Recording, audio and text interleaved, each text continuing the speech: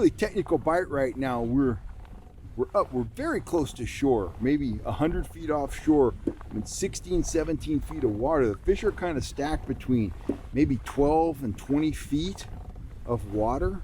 I'm running lead core. We got another lead core rig in the car.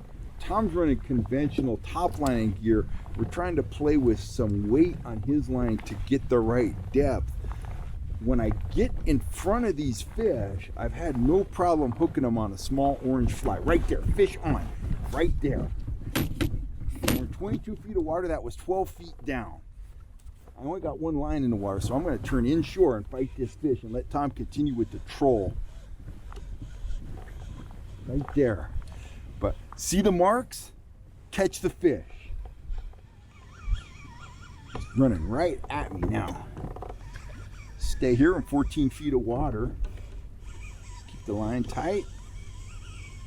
It's coming my way. He's going to go crazy in a second. Oh, we're getting to that point. He's starting to realize he didn't like the way this is going. Oh, nice big fish. Wow. He's going to go crazy.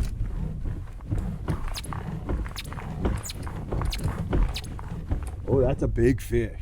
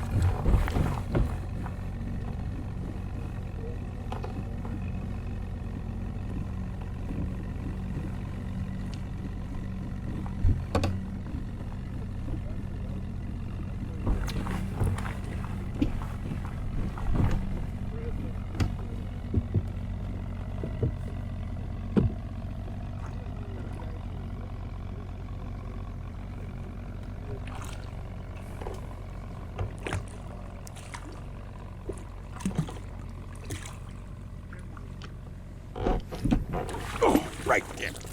Whoa! Broke him. Oh, that one's going home for dinner. Oh, that's a nice trout.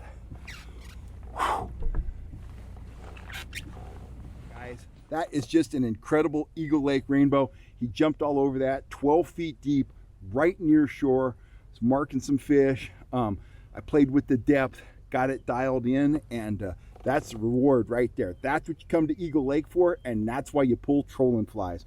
What a beautiful fish. I'm just blessed to catch big giant trout like this, and that's the nicest trout I've caught in quite some time. Howdy guys, Cal Kellogg here. Welcome back to the channel. I got a bunch of lures, so we're gonna be talking fishing tactics, but before we do that, please hit that subscribe button if you're not already a subscriber and that bell notification. That way you'll always know when I'm on here talking about fishing tactics. And today we're going to be talking about fall trout fishing. It's right around the corner. It's a great time of the year. Saw me catch that fish in the opening. That was an awesome trout, and I caught it on a trolling fly, which is not a surprise for folks that watch the channel on a regular basis. What I want to talk about is fall trout fishing strategy, okay? And for me, fall is my favorite time of the year for targeting numbers of trout and for targeting big trout. I love spring fishing, but the conditions tend to be more variable in the spring. You know, sometimes you're dealing with high water, super cold water, murky water, or water because the lake came up that has leaves and twigs and grass and stuff in it, and it can foul your lures and kind of give you a headache. In the fall, things tend to be much more stable. Lake levels tend to be down. the water tends to be really clean. If you start out high early in the fall and then proceed kind of down the Sierras and end up in the valley, you're always going to be fishing a temperature range that is prime. In September, you want to be up high. By December, you want to be down low.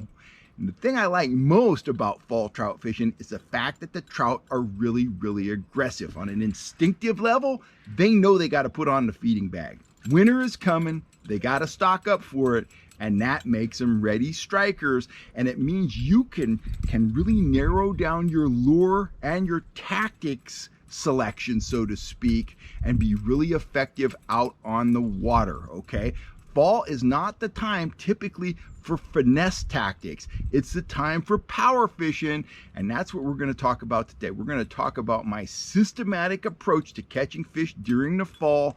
It encompasses, if you've been watching the channel for long, you know my basic strategy. Start out big, bold, and fast, and then downsize as you have to until you're down to the smallest lures in your selection at the lowest speed, okay? So what am I gonna start the day with most of the time when I'm out targeting fall trout? I'm gonna start out with a spoon, and I'm gonna start out with a spoon I control fast. Now, for some guys out there, the spoon of choice might be a Speedy Shiner, it might be something else.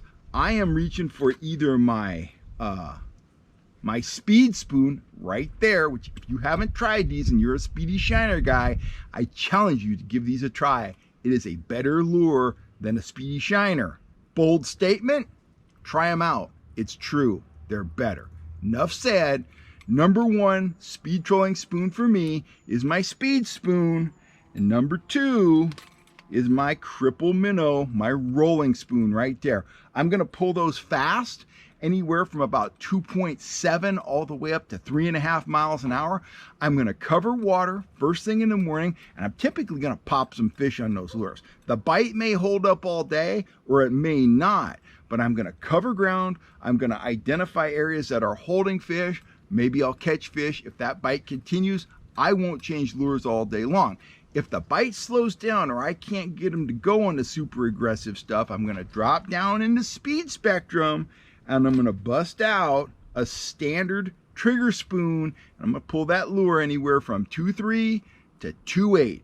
Medium-sized spoon, medium speed. Very often, I'm gonna stop right there. That'll usually produce fall trout all day long, but if it doesn't, I'm gonna drop down in speed again, speed and size, and I'm gonna put on either a Trigger Spoon Junior, it's like that one right there, a very good big fish lure, 1.8 miles an hour, or I'm gonna run with one of my pinhead spoons, it's like this.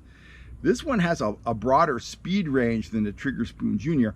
I'm gonna start out pulling this at about 1.8, but I can goose the speed up on this. This is a small compact spoon that you control quickly as well as slow. So very versatile, very effective lure. We've only been running these for about a year, and they have proven their worth out on the water. So just to recap, start off 2.7 to 3.5, fast, aggressive, and large.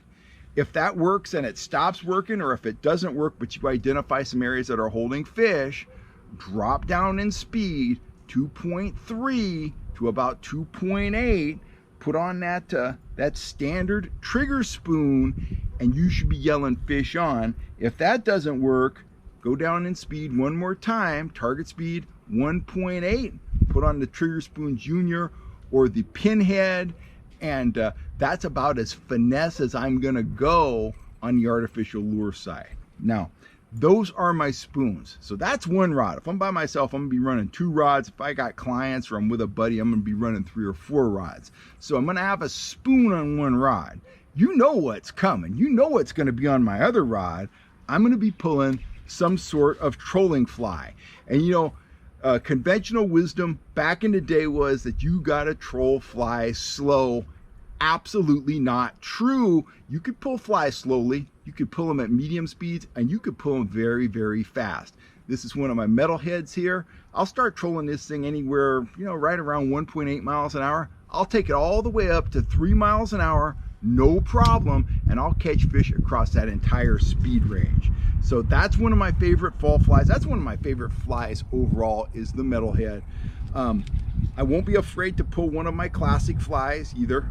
It's like this red and white marabou model right here. I'm going to team everything with an action disc.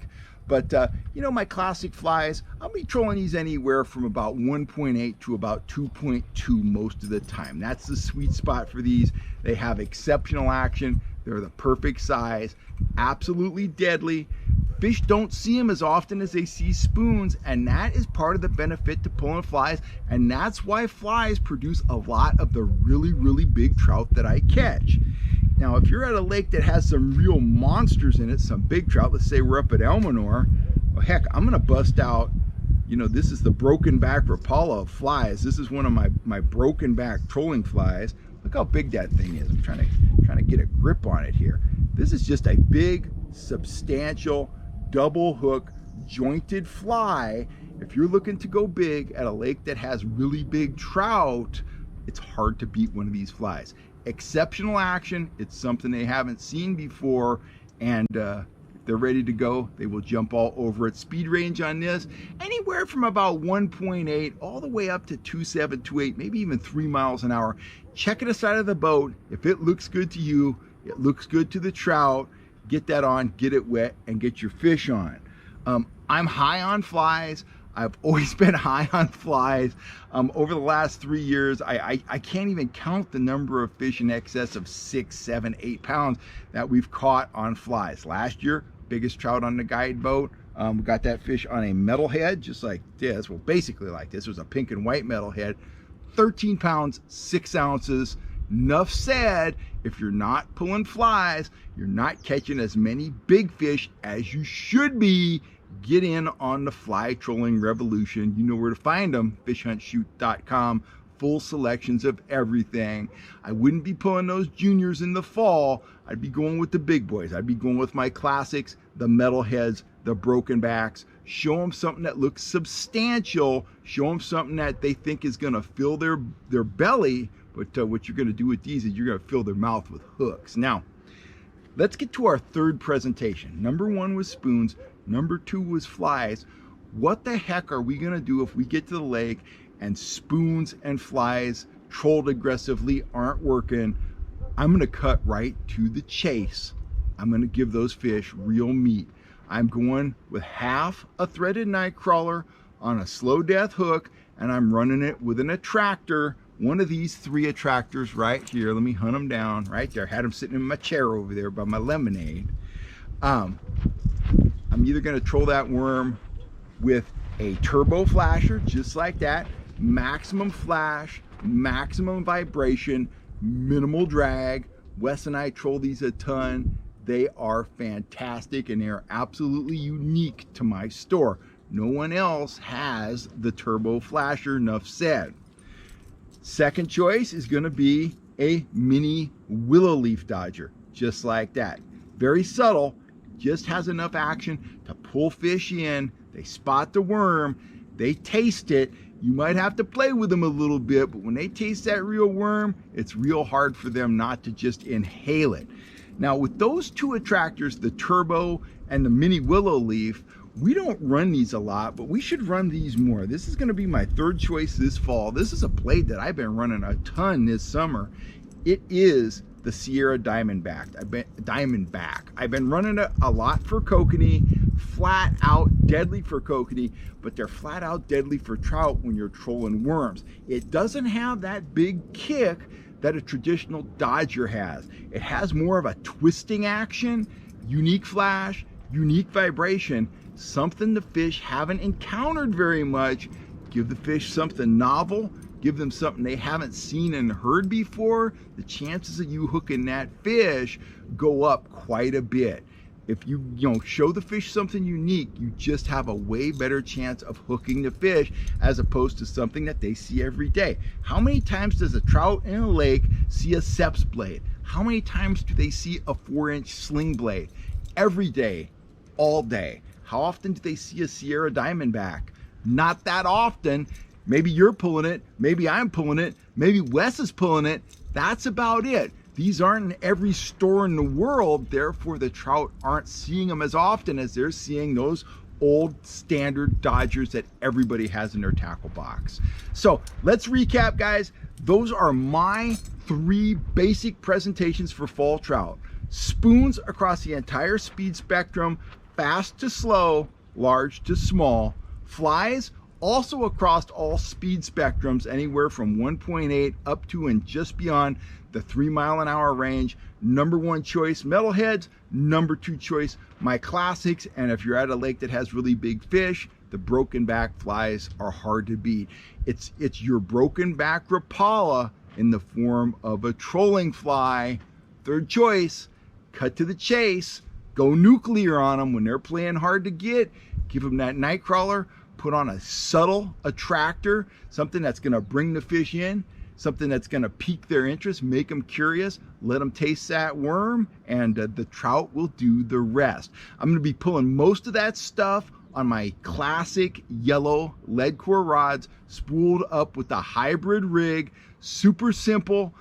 If you're targeting lakes at the right temperature, you're not going to need to employ that downrigger. You're going to be able to get by with the lead core, with the top lining, maximum fun, less, minimal fooling around with a downrigger. That's always a good thing in my book. I have downriggers, got them on the boat, got them in the kayak, but if I can get by with that lead core and that beautiful yellow rod, that's what I'm going to do.